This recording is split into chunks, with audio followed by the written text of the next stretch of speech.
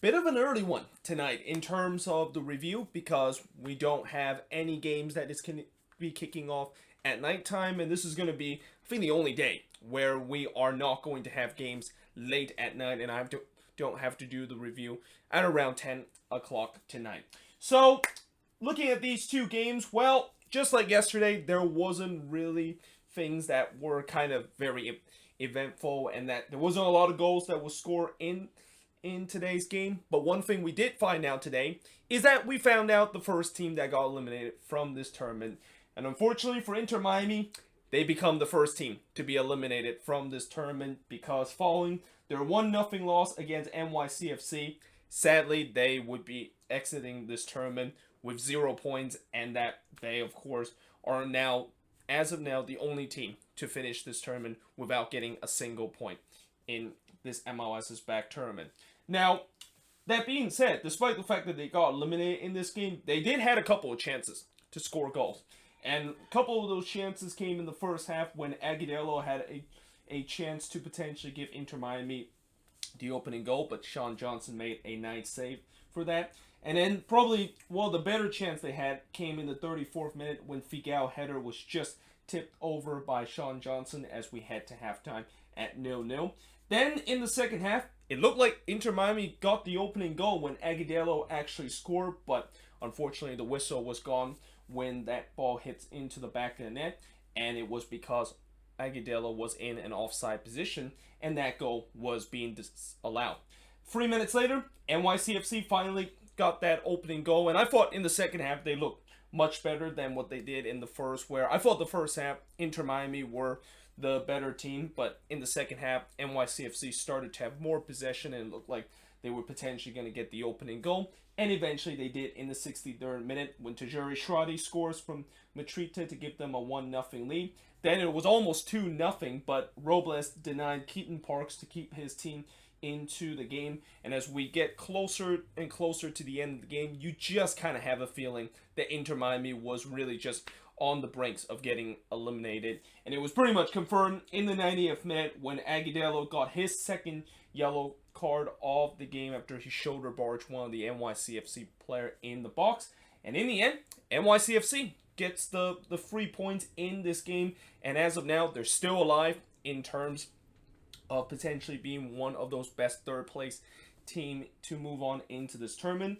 But the shots in this game, not a whole lot of shots. Miami had 8 shots compared to 7 that NYCFC had. Both teams had 2 shots on goal. Both teams had 3 shots that was off target. And in terms of the blocks, Miami had 2 shots that was blocked compared to actually 1 shot that was blocked from NYCFC. And possession-wise, NYCFC dominate the possession with 60% possession compared to 40% possession. And as I said before, Inter Miami sadly become the first team to be eliminated from this tournament. And it's a shame because I feel like in this tournament, just like how they have been for the first couple of games, they have been very unlucky.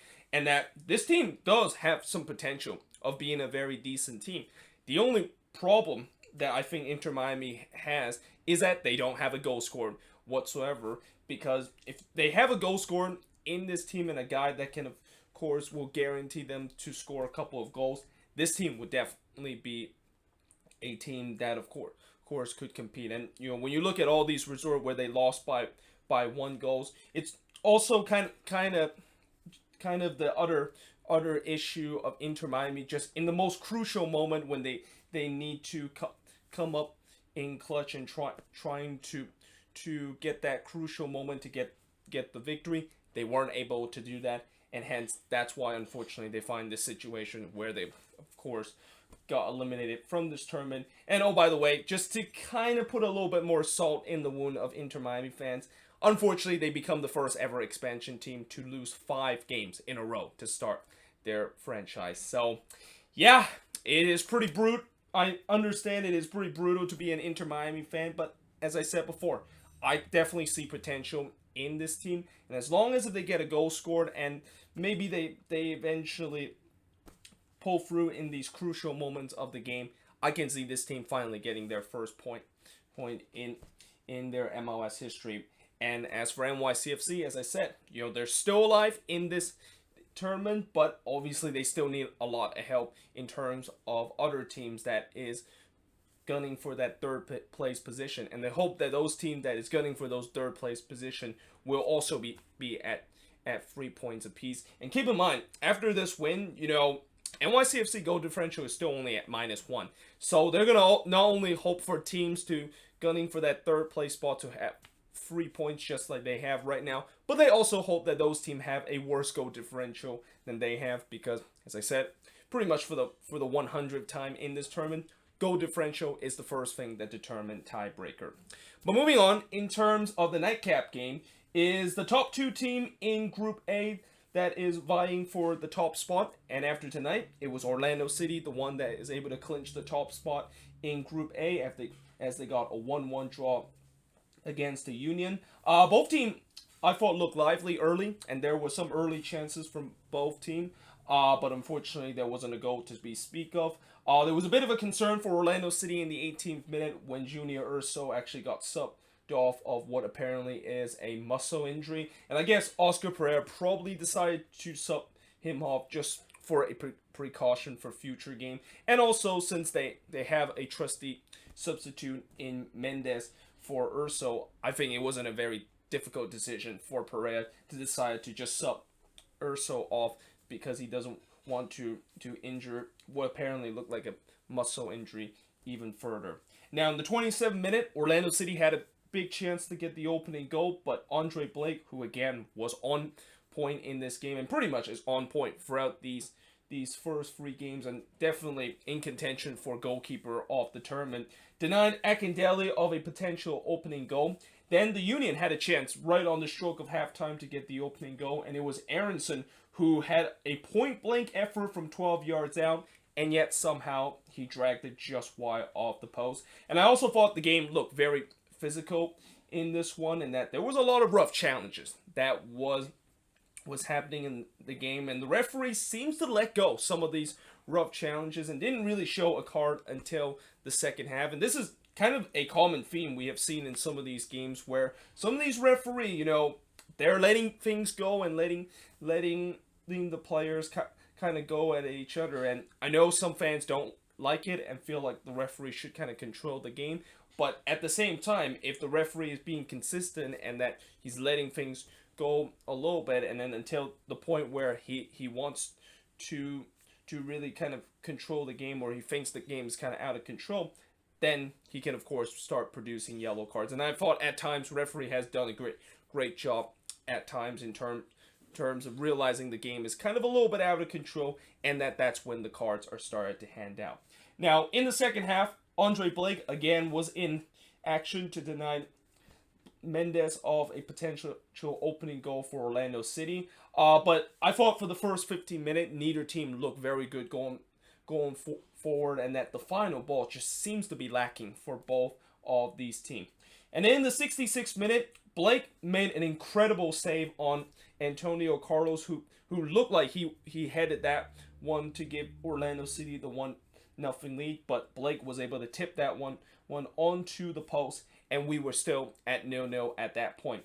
But just 2 minutes later, and really right after when Orlando City was denied by the post, it's the cheat code. Elzinho scores from Bedoya and Arison to give the Union a 1-0 lead. And if you're an Orlando City fan, that has to be very infuriating. The fact that you just saw your team came this close from getting the opening goal, and then on the other end, they just concede against the Union. But credit to the Orlando City player to just not completely switched off and not completely feel demoralized the fact that they just concede a goal after they hit the post. Because just 2 minutes later, Pereira scores from Nani to tie the game up at 1 apiece. And that turns out to be the final score of this game, as really there wasn't a lot of chances from both teams, and that both teams just kind of want to kind of seal out the game with a draw. And that in the end, Orlando City, not only the fact that they were able to get the draw, but this draw of course will help them to be top of Group A heading at the end of the group stage here. Now, in terms of the shots in this game, the Union had 12 shots compared to 10 that Orlando City has. 4 shots on goal compared to 7 that Orlando City has. 5 shots off target compared to 2 that Orlando City has. 3 shots out was blocked compared to 1 that Orlando City had. And possession-wise, 54% possession compared to 47% possession that the Union has tonight.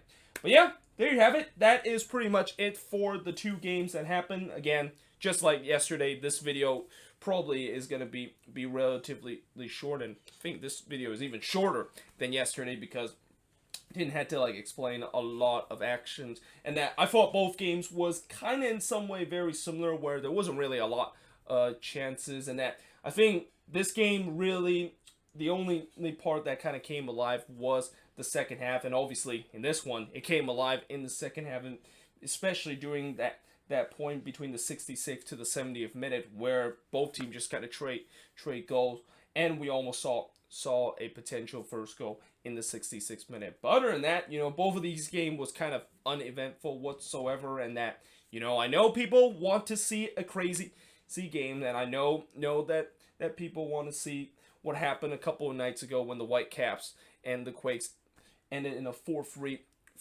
Quakes win in that Canadian Classic, and it also in a 4-3 win for Toronto, and then of course the 6-2 win in El Tráfico. But keep in mind, not every game is gonna like this. I mean, that was those games are peak MLS. Sometimes you're gonna get these kind of games that it's gonna be a little bit physical, and that chances is gonna be lacking from both of these teams.